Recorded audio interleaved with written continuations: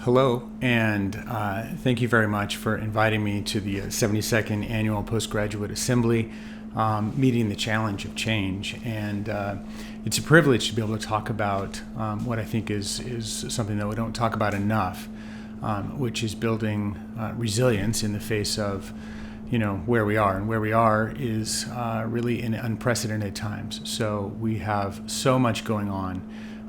And in healthcare, we always have a lot going on, but now more than ever, it's so important for us to take care of ourselves, but also think about our environments and how we can better shape them to support the work that we do. So there's a lot, and so I'm really grateful to have an hour with you just to talk about some of the ways that we can frame this and think about building resilience as we go along. So the title is 9 Ways to Enhance Resilience, and there are probably a lot more than 9 ways, but when we get to that part, we're going to talk and just explore a little bit about what those look like and how you can introduce them and make them part of your life, or enhance them if they're already there as part of your life. So really a wonderful opportunity for me to be part of this with you in this journey about meeting the challenge of change. And so let's get started and talk about Sir William Osler for a second. And he said,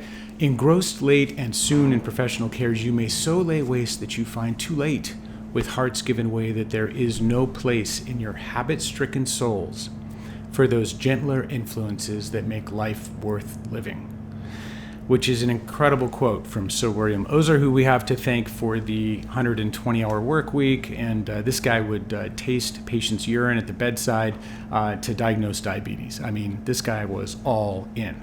But even he said, hey, you know what? Medicine can be overwhelming, and be careful. And you need to protect, as he describes, the gentler influences in your life that make your life worth living. So really powerful, I think, to frame it.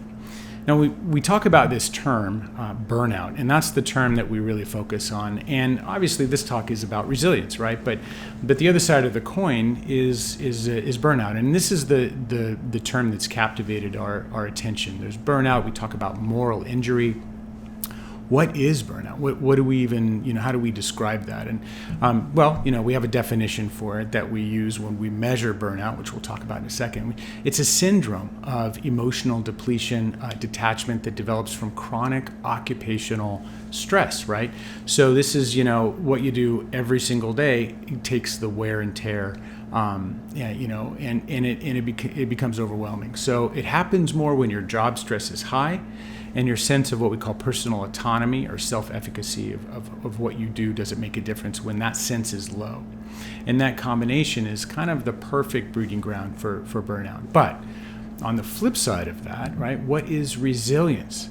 And it's an interesting thing about resilience. And if you take a whole bunch of people and line them up against the wall, say 10 people, and you give them the same kind of stressor, they're all going to respond in different ways. And, some people will bounce right back. Some people it may take a time. Some people will never bounce back. And in your own life, if you think about it intuitively, there are people that that, one thing happens to them and it just can never get back on track, right? And then people, so many things have happened to them in their lives and they just seem to get up and dust themselves off and keep going. So why some people respond some ways and other people respond other ways, we don't really know. Maybe it's about serotonin and norepinephrine and neurotransmitters. If anybody is, telling you that they know why some people are more resilient than others, they're selling you something, because nobody really knows. But resilience is really that ability to bounce back after you're psychologically stressed or challenged. And we all have different levels of that and how we respond. So in thinking about the way that we measure burnout, and think about the way that we try and grapple with something as cumbersome and as challenging as professional burnout, Christina Maslach came up with what she called the Maslach Burnout Inventory, and it identifies 3 domains. And I think it's helpful before we get into the nuts and bolts of resilience, just to frame a little bit about burnout and to frame a little bit about burnout in healthcare so that we can get on the same page. And this is really the gold standard to measure it. And the first thing we think about is emotional exhaustion. And honestly, the work that we do is outside of the experience of most people. COVID notwithstanding, just the day-to-day experience of a frontline clinician, whether you're a physician, whether you're a nurse, it's really outside the experience of most people. So if you're a pediatric oncologist, but you have, a thing you do where you tell parents that their child may not be alive in 6 months. Now that is not something that most people do every day, but that person does it, and they'll have to do it the next day, maybe 2 days later. And so when you have to do something as difficult as that, we protocolize it. We have this can that we open up and we deliver that bad news. And we actually train about that. We learn how to do that because it's part of our job. And by protocolizing it, it doesn't mean that we're callous or that we don't care. We have to create some distance between ourselves and the emotional impact that we have in the work, because we have to get in the car and drive home to our kids who are waiting for us at the dinner table. And then we need to get up the next day and do that job again. And that's difficult. And it's exhausting. So it's no wonder, right, that we talk about terms like compassion fatigue. This is an old term from the 70s, but emotional exhaustion really encapsulates some of that challenge. The next thing that we talk about is depersonalization. It's the sense that you're creating detachment between yourself and the gentler influences, right, that make life worth living. Your friends, your family, your patients, right? Your patients are supposed to be the point, but what happens when you don't feel empathy toward them, right? And depersonalization drives a wedge between ourselves and the others. And then a sense of personal achievement. And this is really, the answer to a fundamental question. Very simple. Does what I do make a difference? Is what I'm going to do today make a difference in the world? And the idea about medicine, right? It's a calling. Of course it makes a difference. But what happens when you wake up and you don't feel that? What happens when you wake up and you feel like what you do doesn't matter? It's hard to wake up the next day and do that thing again. So you get a sense with these three together, how we frame the idea. But that's how we measure it. What's really more important is the experience of burnout, right? Just going through the motions. This isn't fun anymore. Cynicism. Anger is a very common kind of feeling that pops up when we're feeling burned out. Isolation. There's a physicality, right, to burnout. There's, headaches, somaticizing. There's even high blood pressure. Being late is an interesting kind of canary in the coal mine. When I was a residency director here at our university, every once in a while my fax machines are these machines that used to go off and send paper. I don't know if we use those anymore, but my fax machine would blow up and I'd start getting messages about my new interns from the medical records department about their late discharge summaries. I'm sure this never happens where you are. But my fax machine would blow up. And of course, medical records would charge my program $25 per late discharge summary. So those added up quickly. So what did I do? What did I do when I found this intern? And by the way, we always got our top picks when we ranked. These are people who got in the room because they're excellent. They know how to turn their homework in on time. They've got the best grades.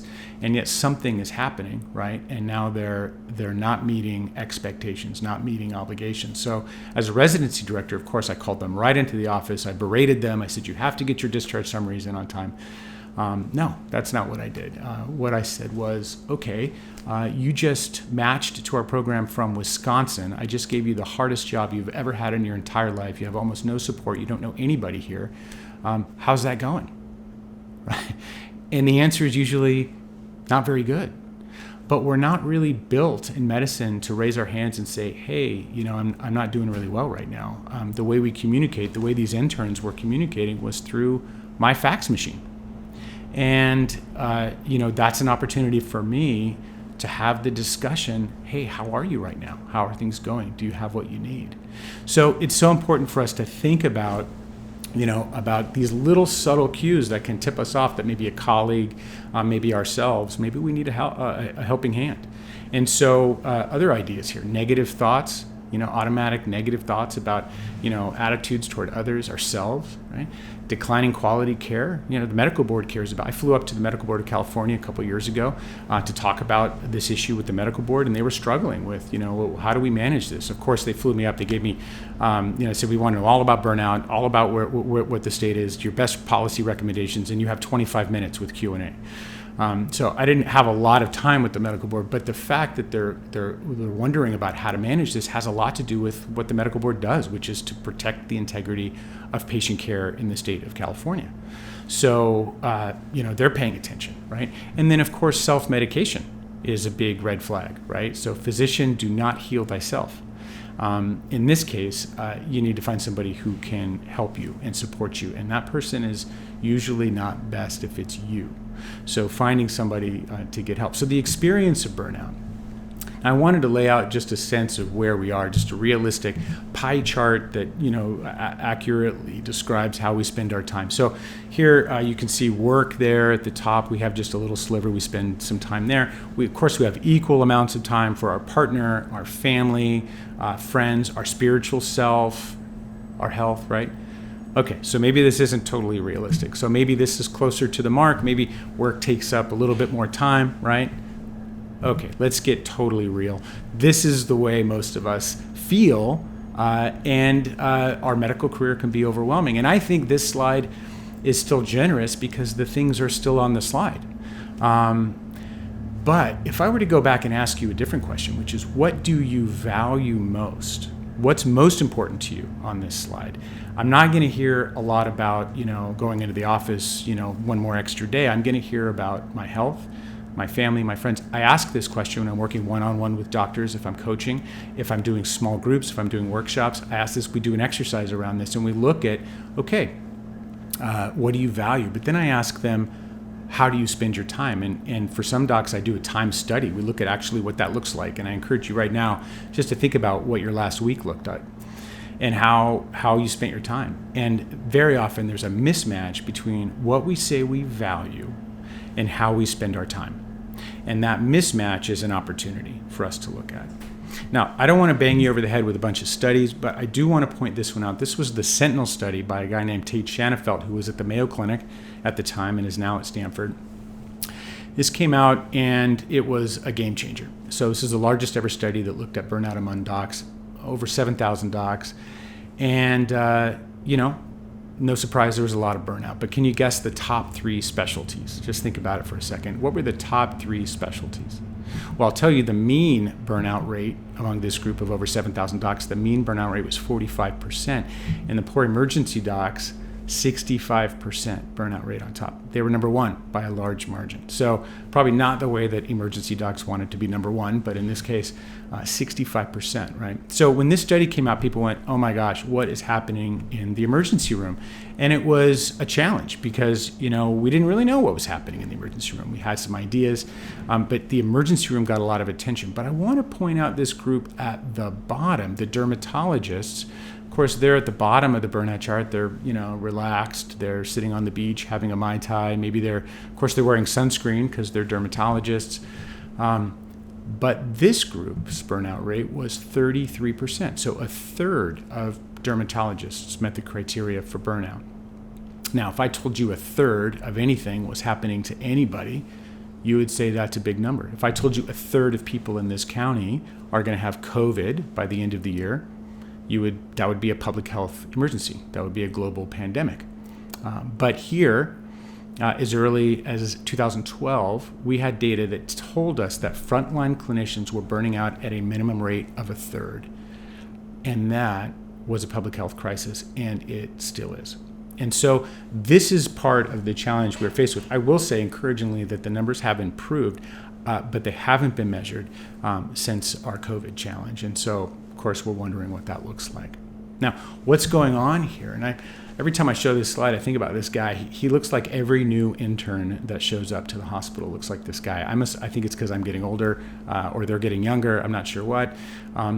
But one of the things that when we're working with docs that we measure what are called their core beliefs. And we want to know, what is your worldview? How do you see the world? And it's interesting because part of the way that they see the world is through the prism of what we call unrelenting standards, the desire to be perfect. And nobody wants the second or third best surgeon or physician. Everybody wants the best. You can't make any mistakes, right?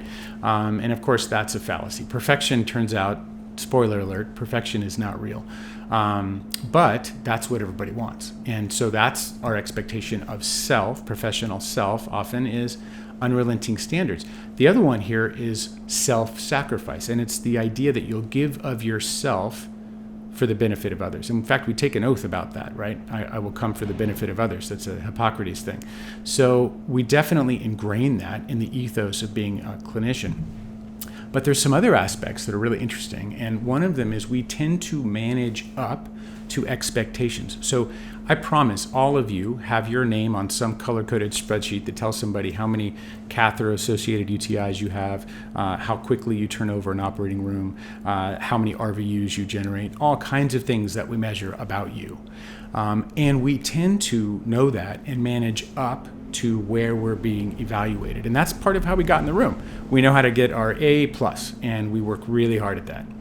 The other thing that's really interesting about us is we have a hard time, sometimes in leadership positions. And a lot of physicians move into leadership, right, because they, generate a lot of revenue. They're really smart, but there's a big gap between the role that we play in leadership and sometimes the skills we have in leadership positions. Well, all physicians find themselves in leadership positions, but not everybody has you may remember all the leadership programs and courses you took in medical school and residency. Do you remember those? I'll wait. No, you don't remember them because they never happened. So there's no earthly reason why we should all be experts at leadership. And yet, it turns out that's probably one of the most important aspects for us to feel like, does what I do make a difference? Do I feel self-efficacy? Do I feel good in the work that I do? Skill helps build that confidence. So now, we're going to just briefly, I want to introduce some of the organizational opportunities that surround this issue before we move into this next part together, where we're going to talk about the 9 ways to enhance resilience, because I want to make this point perfectly clear, really important. Addressing physician burnout, addressing resilience in the work that we do is a shared responsibility. It is not on the physician or the clinician to just go, take a mindfulness class and then go back and do the same work they were asked to do last week. It's a shared responsibility tackling this issue between the individuals that show up to work and the work that shows up for those individuals, the organization, the setting, the environment. This is really, truly a shared responsibility. So I point that out because so often, the frame of a talk like this is, it's really about, if you're more resilient, then, it's just going to be better. But it's really this shared responsibility between us and taking care of ourselves, which is part of what we need to do, but also, addressing the place that we go to work to every day. And so to that point, just a slide to introduce some ideas around that. And these are opportunities that may attenuate some of our burnout risk in the workplace. So one of them is workload. How much work are you being asked to do? Is it possible to do that amount of work? Efficiency and resources. And by the way, I could give a whole talk just on this slide. So I'm just going to race through this to give you a sense of what some drivers and opportunities might be in the space that you work in. Efficiency and resources, right? And this is really this question: do I have what I need to do what I'm being asked to do? Meaning in work. Are you punching the clock, or do you feel like what you're doing is a calling? It's bigger than that. Culture and values. We have these words on the website, and they're great words, and the mission, the vision, the values, all the best words, but how do they translate into the work unit experience for people who show up to work every day? If there's a big disconnect between the words on the website and how you feel when you're at work, then that's an opportunity. Control and flexibility in your life. If something happens in your life, do you have some control and some flexibility to address it? Does the workspace allow for that? And then the last one, very, very, very simple, community and support.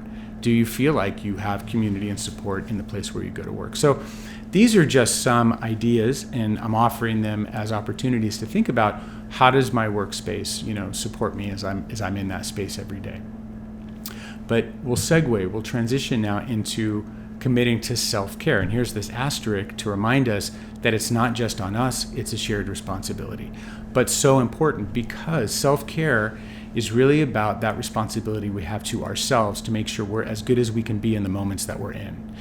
Why is that important? Well, I'll tell you what, you may be the best surgeon ever, you may have the best Da Vinci robot, you may have the best tools, but you are the most important instrument that you wield.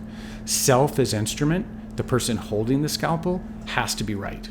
as right as you can be. Is it going to be perfect every time? No. But you have to be as right as you can be. And that's why we want to talk about committing to self-care, because self as instrument and taking care of that is incredibly important. So there's a researcher not far from us in Riverside, and Sonia Lubomorsky, is somebody who researches happiness, which is just a great thing to be a researcher about, I think.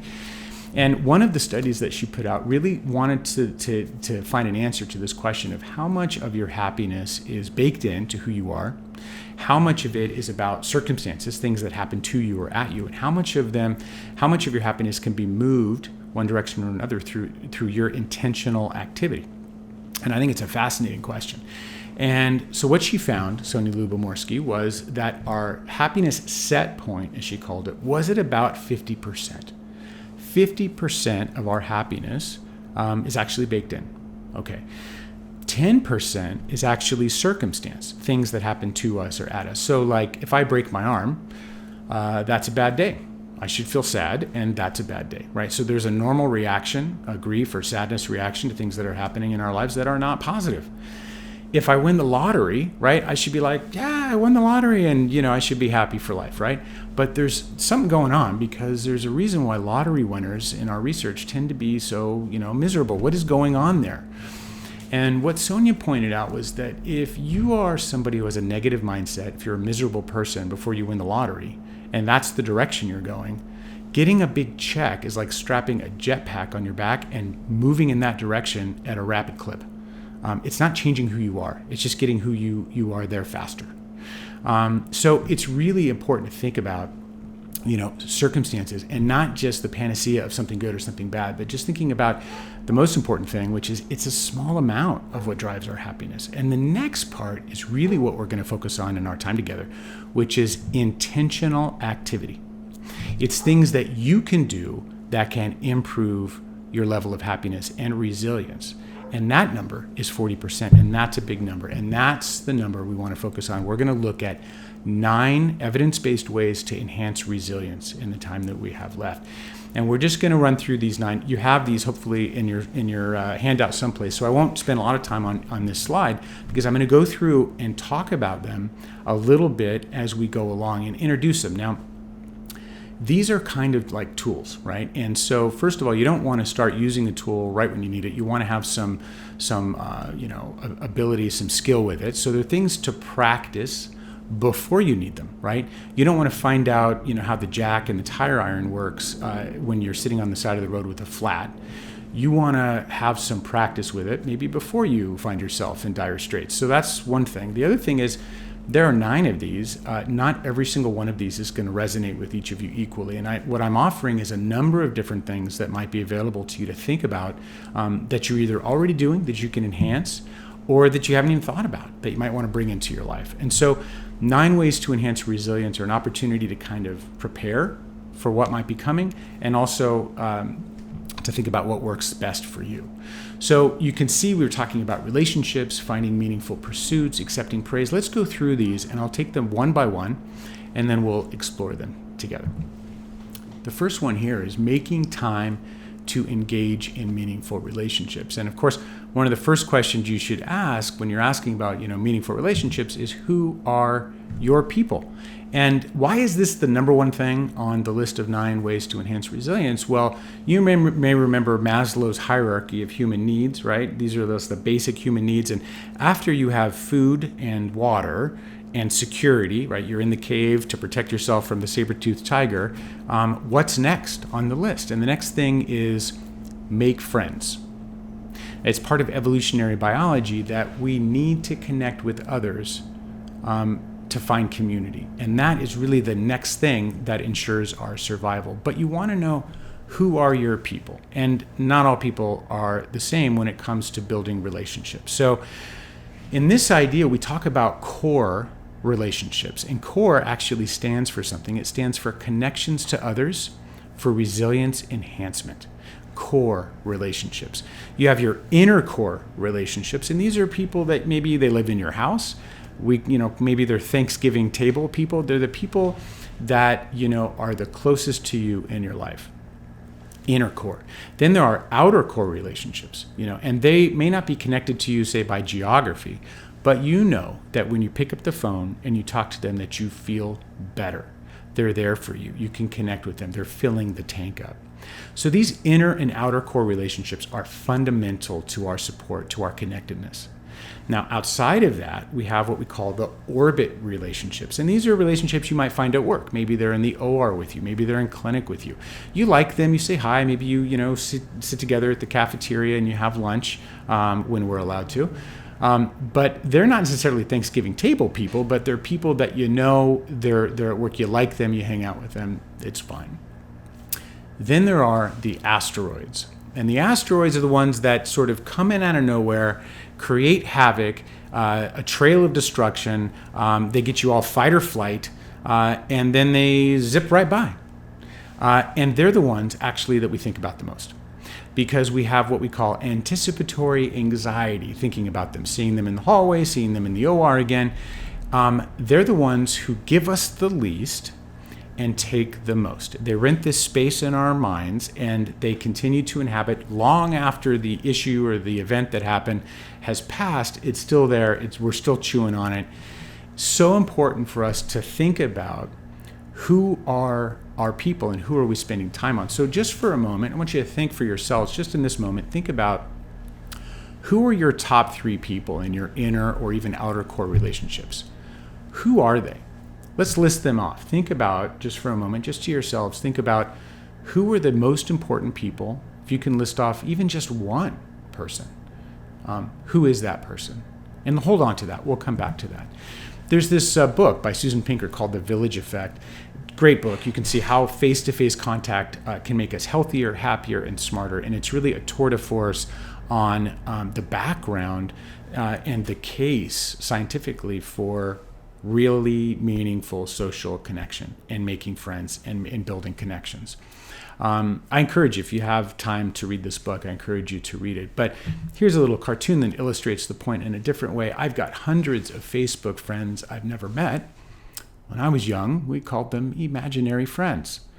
And going to Facebook for friends, right, is like going to the hardware store for raisins. It's not where you go. And in fact, Mark Zuckerberg pointed out very proudly in a conference call with investors not so long ago that the average Facebook user spends 50 minutes on Facebook every day.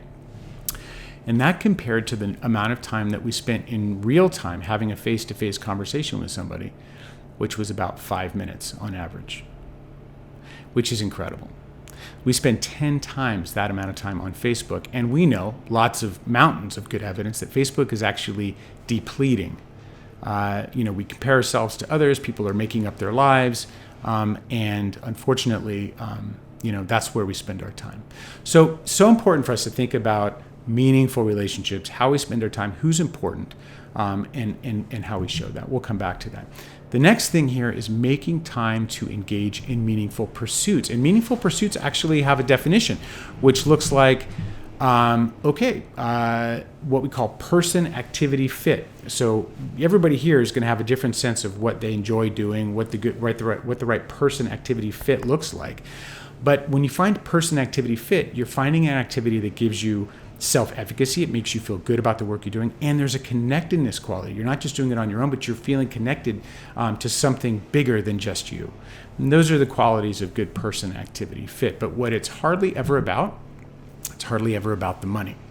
So there's this great study out of the University of Rochester in the 70s, and this was a study that looked at how do we get people motivated and engaged in the work they do. And they had a room full of about 30 people, and they each had a little desk they were working on. They were given this little construction puzzle called the Tensegra toy, and they wanted to have them make as many shapes as they could in a certain amount of time. 10 minutes, and they said, okay, ready, go. And they gave them a little sheet, and they were checking their shapes off on the sheet. And the time ends, and they go, okay, everybody stop, and they collect the sheets, and they go, oh my gosh, we forgot to do the consent form. Please wait just 1 second. We'll be right back. And they step out of the room, and there's cameras on the room, and the study starts. And what happens?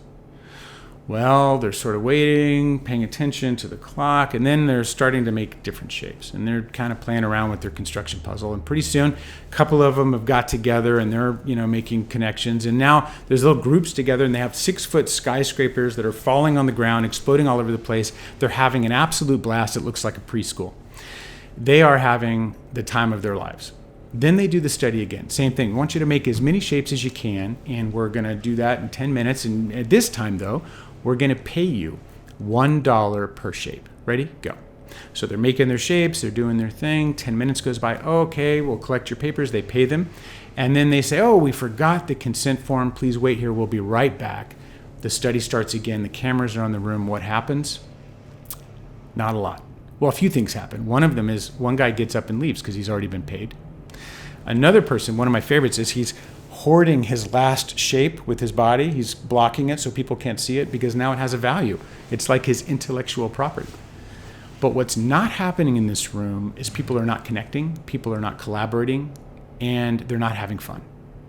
And so part of the take home of this study was, it turns out that if you take an activity and even apply a nominal value, $1, a nominal value to it, it changes the character of the activity and how much we enjoy it. So part of the secret of this study was you want to find a job that you would do for free, but you don't tell anybody that so that you can still pay your bills, but that's the job for you, right? Because you do it for free, because you love it. Not everybody in life is fortunate enough to have that kind of job, but I think that's a worthy goal. So thinking about meaningful activities has to do with things that you bring a lot of passion to, right? And person activity fit.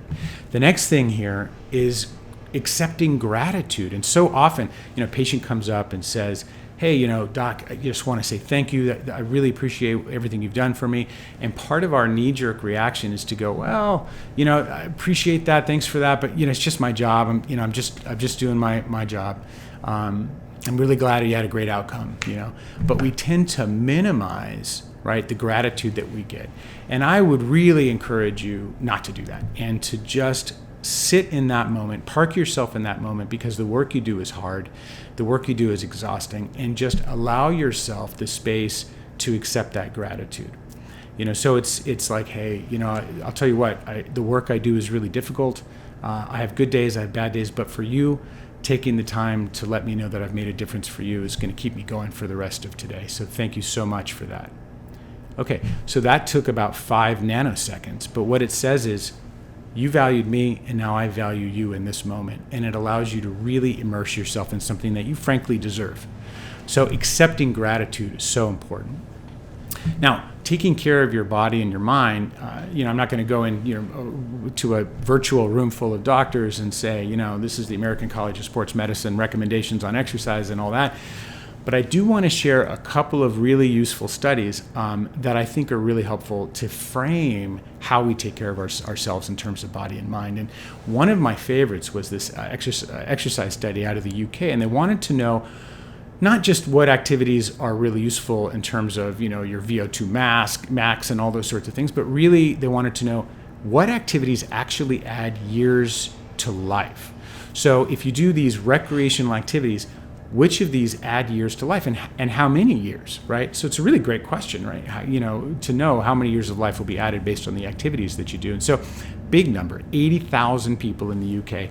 And they had a number of activities. I'll list them for you. It was jogging and swimming and cycling and soccer, or as they call it, football, and tennis. And so just take a moment, which do you think had the most years of life added? And just think about that. Think about a number. What might that be?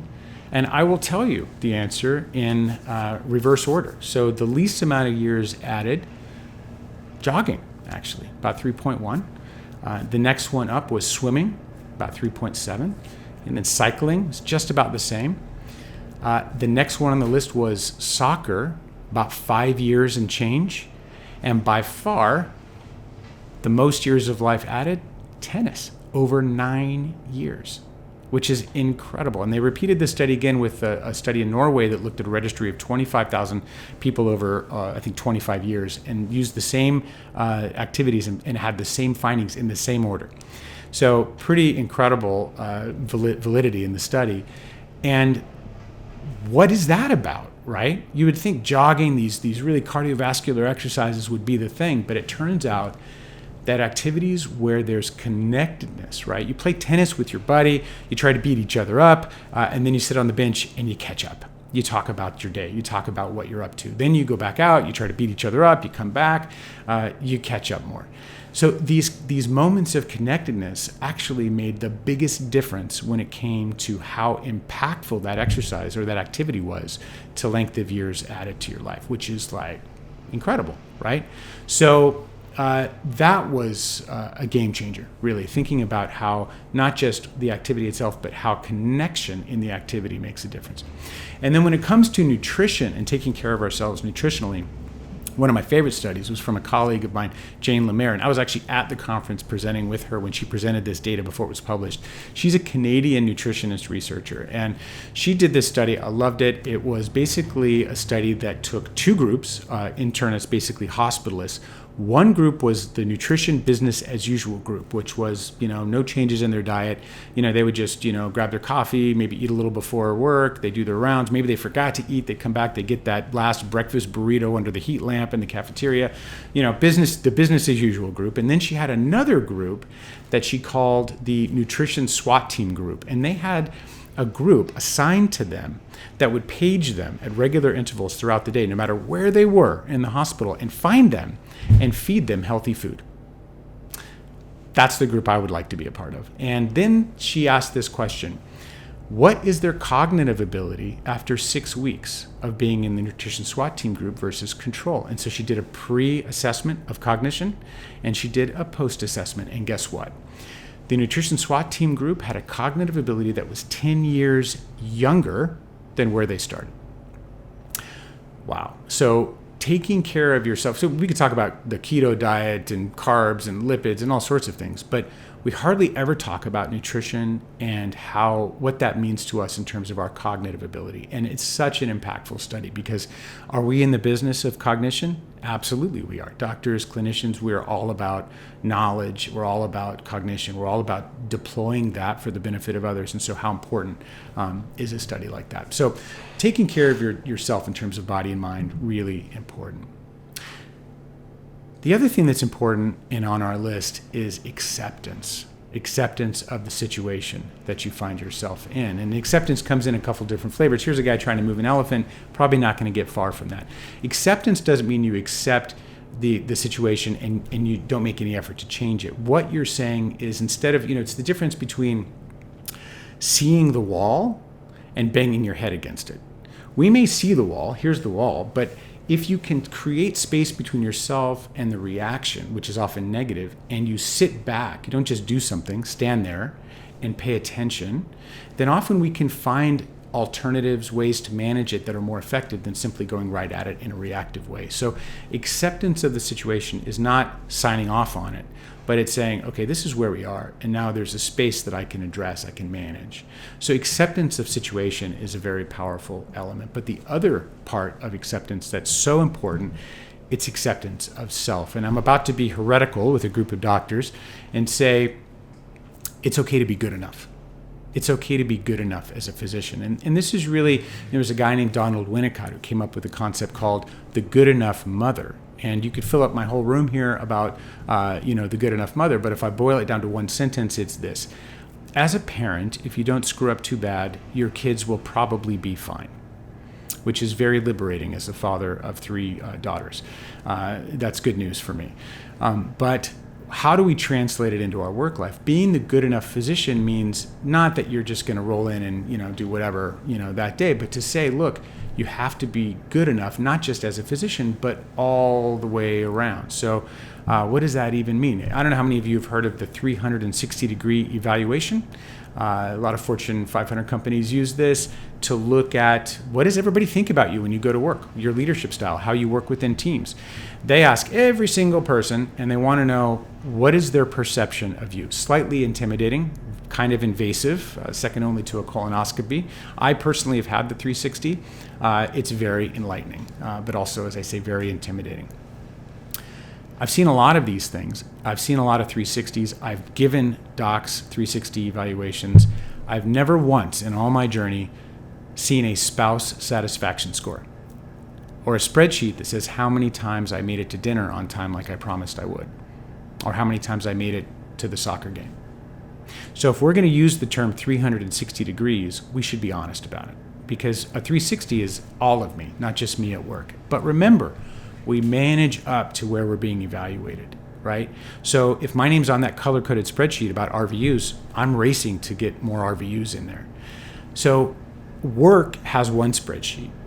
And in order for us to be good enough and to bring enough home to those gentler influences that make life worth living that are waiting for us at home, it means we need to pay attention to our own spreadsheet. And if we're not paying attention to that, nobody is. So being good enough means paying attention to the real 360 degrees. Now, there's this book by Bob Sapolsky. Love this book, Why Zebras Don't Get Ulcers. And if you're not familiar with him, you should familiarize yourself with him. He's an expert at distilling a lot of complicated, in this case, neurologic ideas into something very readable. And in this book, he makes the case, like, look, zebras, they live in the moment, right? So it's not like, the lion comes over and is, attacking, and, there's Cousin Marty. Cousin Marty gets eaten by the lion, and then they're just, perseverating on Cousin Marty all day. No, they look at Cousin Marty, they go, oh, Cousin Marty, no. I'm hungry. And then they move over here and start grazing while Cousin Marty over there is dinner for the lion. They're able somehow to take an incredibly stressful event and be immersed in that, and then to disconnect from that and move on almost immediately. And Bob Sapolsky's book, is about why zebras don't get ulcers. And what he says is we should be channeling our inner zebra, because if we can disconnect from the fight or flight, from that incredible stress that we have in the moment, we can move into the next moment and not bring that with us. How powerful will that be? So much more difficult in reality than it looks on paper. And so, for me, I will tell you, of all these 9 ways to enhance resilience, this is the one that I work at the hardest, just full disclosure, because it's hard to just walk away from something that's stressful or that grabs your attention, or the asteroids, right, that come in. So, I think about this Buddhist story about the monk and his protege who are walking into town from the temple. And as they're walking, they start to walk into town together. It's about a 3-hour journey, and they run into this woman from the aristocracy who's stuck in the mud, starting to rain, and she's got helpers there, but they're trying to unstick her from the mud. And she calls the older monk over, and she says, "Come here, carry me over to the other side of this little creek." And so this little creek is forming from the rain, and he puts her on his back, and he carries her across to the other side. And then she says, "Go fetch my things." And one by one, he brings her things over to the other side. And then once he's done, he gets dismissed. "I'm done with you now. You can leave now." And he says, "Okay." And he starts to walk into town. And of course, his young protege is watching all of this. And they walk 15 minutes, 30 minutes, 45 minutes. And finally, after an hour, his young protege just explodes and says, I cannot believe what just happened. The way she treated you. You did so much for her. You were so kind, and she just dismissed you without even a thank you. And he's furious. And the old monk turns to him and says, "I set that woman down an hour ago. Why are you still carrying her?" And I remember this story because it's so much about how powerful the moment that you're in really is. And it's really all you have. The memory, the past, you can't control anymore. What's happening in the future is completely out of your control. What is in your control is really just the moment that you're in. And I think about the hour that went by when that moment that they had together was lost because of how much baggage was being brought in from the moment that they just left. And we do that. I do that. We do that every day. And so for me, this is my steepest learning curve. But it's so important. And what gets in the way of paying attention? Well, one of the things we talk about is pinballing around, right? One patient, one prior authorization, another case. You look at the calendar, it's exploded.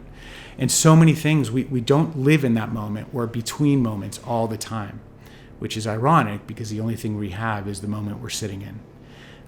And so it's about the power of now and thinking about this moment that you're in and how powerful that is to give it your full attention, because ultimately all of the past you create is completely defined by how much energy you put into the moment you have right now, because this defines the past. And how much future you have and what that looks like depends on what you do in this moment to prepare for that. And so the power of now really can't be overstated. And it's not easy. It's not easy for me, but it's such a powerful way to build resilience, to think about what you're doing right now with the moment that you have. Now, the other thing we talk about is practicing gratitude. And I want you to think back. I asked you, when you thought about your inner or even outer core relationships, I asked you to think about one, right? And I want you to bring that person back right now into this moment. And I want you to answer this question to yourself. That person that you've identified that's so important, how do they know?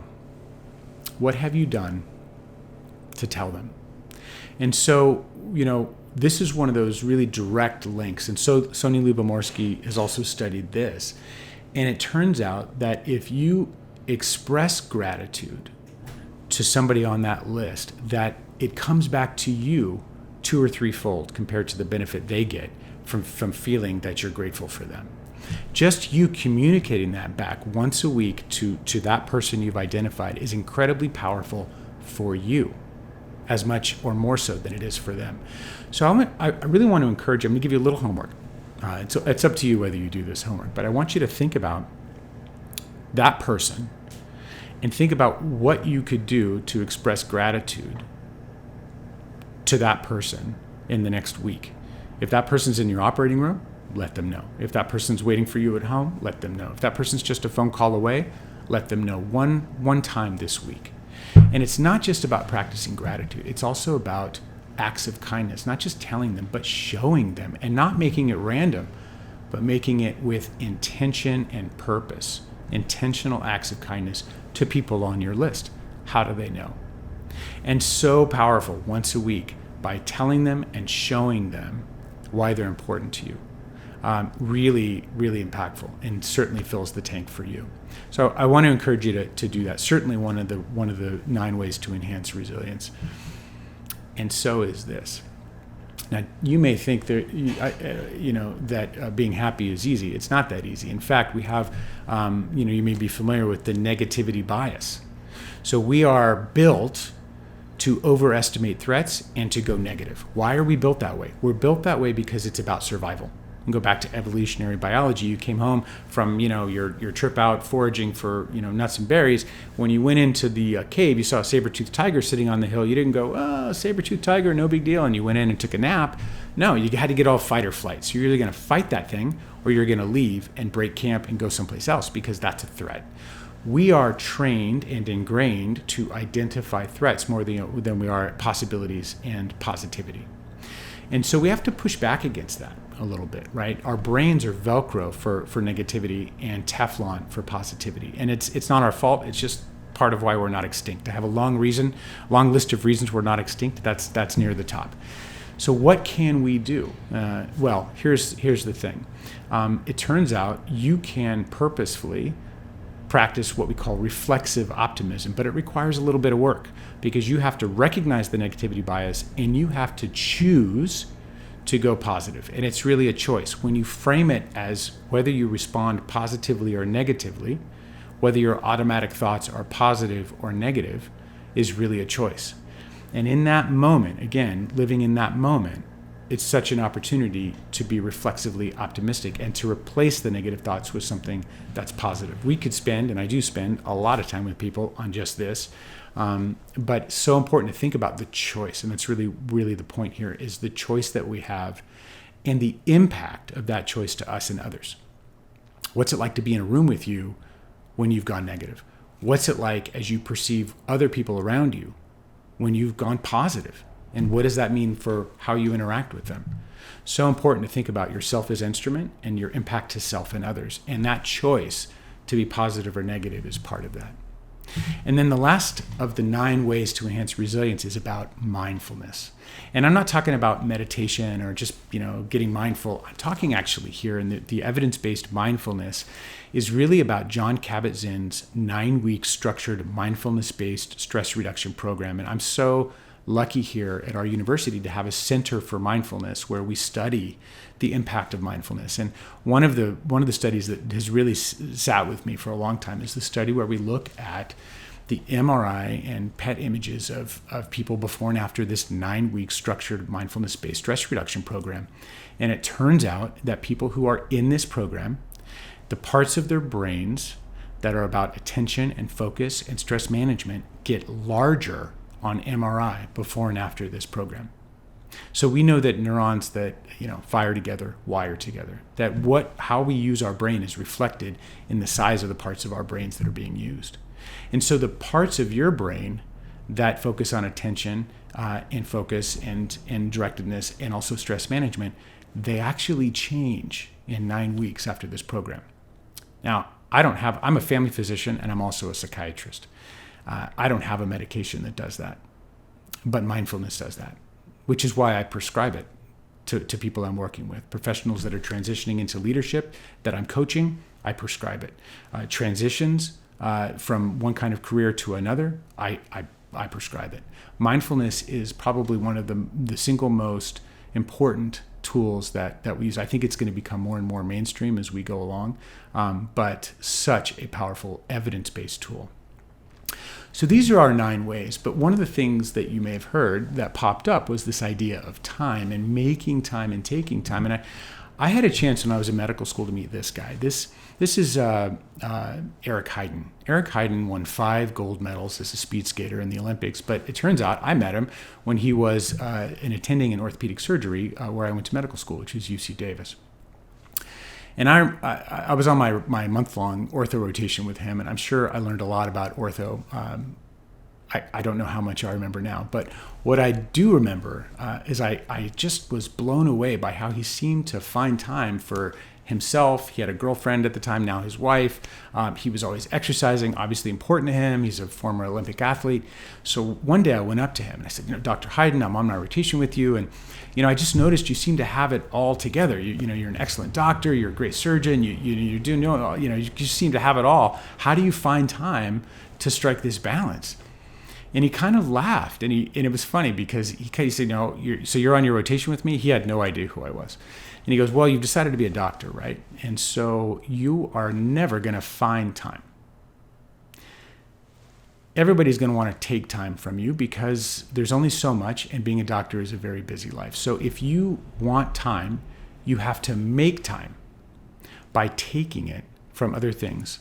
And in order to make that decision, you have to know what's important to you. Wow. So in that moment, I have to say it was probably one of the most important, impactful moments when it came to work and life integration for me, because I started to really conceptualize my time and what it really meant. And I realized it might have been not that moment, but not too far from that moment, I realized that for me, there's no such thing as time management. There's only values management. And your time is a reflection of what you value. Right? And I came up with this idea, and we've learned lots of different, expressions, these little formulas. But I'm going to offer you something that has helped me, and I call it the yes to no ratio. It's very simple. It's the number of times you say yes to something to the number of times you say no. And remember, we get in the room, we get rewarded for yes. Yes, I can. Yes, I can take that on. Yes, I'll do the extra project. Yes, I'll see the extra patient. We don't feel like we get rewarded for no, I can't handle that. No, I've got too much on my plate. No feels like failing, and yes feels like succeeding. But here's the thing. Your no's respect the yeses that you've already committed to. If you say yes too many times, you're going to do C-level work in lots of different places, and that's not going to feel very good, and people know that about you. If you say no all the time, to be fair, you're going to miss opportunities that may impact your professional trajectory, and that's also a challenge. So you want to find the right ratio that makes sense for you, because when you say no, it means you're respecting what you've already committed to. And do you want to be the person who says yes all the time, who people don't really know if you're all in? Or do you want to be the person who doesn't say yes all the time, but when you do, people know that you are 100% committed and you'll give your very, very best? And for me, that means calibrating my yes to no ratio. No doesn't mean I am failing. No means I'm respecting what I've committed to. And so if you're just trying this out, I recommend a ratio of about 50-50. So throw out a yes, but have a no ready. If you throw a no out, be prepared for yes. And you'll find your ratio and what makes sense for you. But your yes to no ratio is so important about making time and taking time. And the problem with time is we don't have enough of it. And we have to be the gatekeeper of how we spend our time. And it's a values-based decision every single time. And so we want to, address the gap between what we say our values are about and how our time is actually reflecting those values. And time management is a myth. It's really about values management. And so setting limits with and at work, learning how to say no, trying to avoid sacrificing your time. And remember, your schedule and your time are important too. So as we close, I want to introduce us to this other Olympian. Who is this guy? A swimmer. You can date yourself. Now, if you think it's Mark Spitz, it means you're from another era. Now, you can tell Michael Phelps from Mark Spitz in a couple ways. Mark Spitz, he got a bunch of gold medals with a huge walrus mustache and no super suit and just hairy as all get out. And he didn't need all that streamlining, and he still got a bunch of gold medals. Michael Phelps, love him, but he did use a super suit and shaved his body head to toe. So that's a different story. But there's another lesson from Michael Phelps. And I was a big swimmer, swam in college, and during the 2008 Beijing Olympics, I was glued to the screen as Michael Phelps was trying to win 8 gold medals, which, spoiler alert, he ends up winning all 8 gold medals. But it was the 5th event, that was the 100 fly, that to me was the most impactful. And in this event, it's interesting, he's actually not favored to win. It's another guy that's favored to win. And he jumps in the pool, and he gets a kind of a bad start, and he jumps in, and he's doing the fly. Now the fly, 100 fly, is there and back. So he gets to the halfway point, does his flip turn, and he's half a body length behind the guy that's favored to win. Now, as he's jumped into the water, you may remember this. I'm not sure if you remember. His goggles fill with water.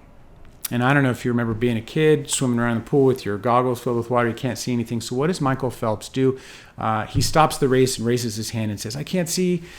No, that's not what he does, because it's the Olympics. You need to swim. So he dives in the water, but he does something that you can do when you've done this race. You've done this so many times. He counts his strokes. And he knows exactly how many strokes it takes to get from one side to the other. In fact, Michael Phelps knows to the 100th of a second what his pace is.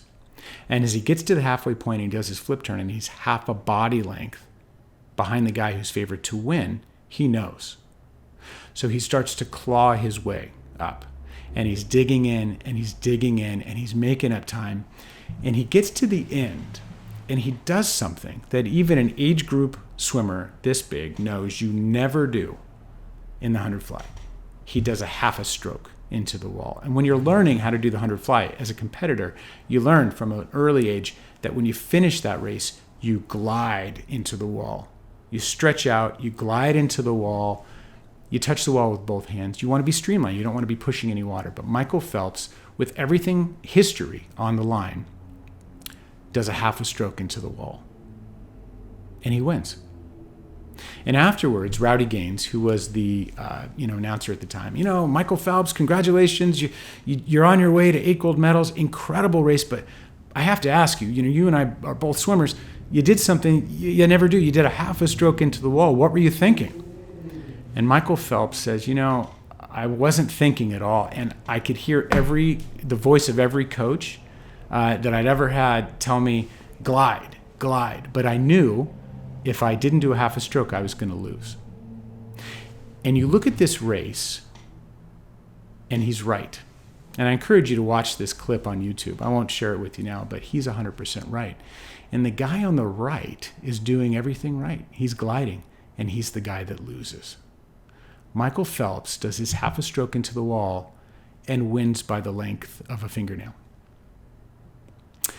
And so part of the lesson for me in thinking about this is that everybody in our lives is telling us to do more, to run faster, And it's hard, right? Because, if we don't pace ourselves, if Michael Phelps goes off on, the 1500 at the pace that he goes out on the 100, he's going to lose every time, because he knows exactly, he's done the race so many times. He knows exactly how to pace himself. But for us, we haven't done this race so many times. We've done this race one time, this time. And we don't know how to pace ourselves. So when all the cues are telling us to run faster and run harder and see more patients and do more, it's going to be hard for us. But sometimes the answer is for us to do what's right for us and to protect ourselves in the face of the medical career we've chosen, and to protect time for the gentler influences that make life worth living. So with that, I offer my gratitude to you, and thank you for the invitation, and thank you for making me a part of this program.